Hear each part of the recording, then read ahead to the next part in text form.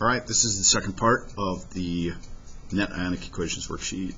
Determine if for precipitate forms when the following solutions are mixed. Write the overall equation, the total ionic equation, and the net ionic equation. Letter A is a perfect example of our book or our periodic table doesn't tell you everything.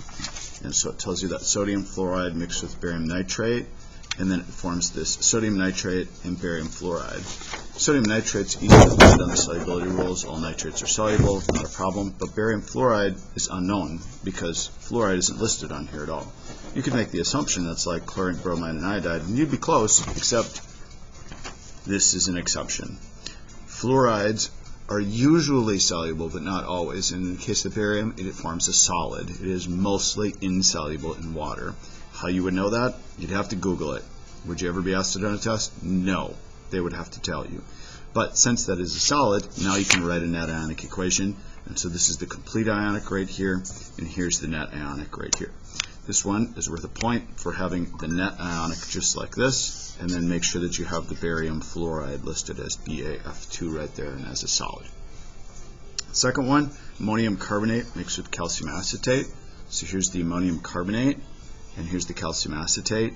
And notice the ammonium acetate ends up being a big long scary equation like that, and the calcium carbonate is your solid.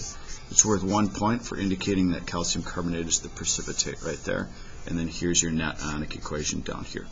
So far we have 2 points in that portion. Next one, the potassium bromide reacts with the ammonium sulfate, and then we get potassium sulfate and ammonium bromide. All these items end up being soluble, so you'd end up with no net ionic equation. So that's 1 point for just ending up with a complete ionic equation that looks like this, where everything cancels. So we're up to 3 points now. Next one, we have sodium chromate reacting with the barium sulfate, and then we end up with the sodium sulfate and the barium chromate. The barium chromate is going to be our insoluble species, and so then we end up canceling everything except for the barium right here and the chromate right here. And then this is our net ionic equation at the end, which is +1. 1, 2, 3, 4. 4 for that problem. In the next video, we'll correct the remainder of the problems, 6 through 12 right here. But so far, we're at 14 possible points.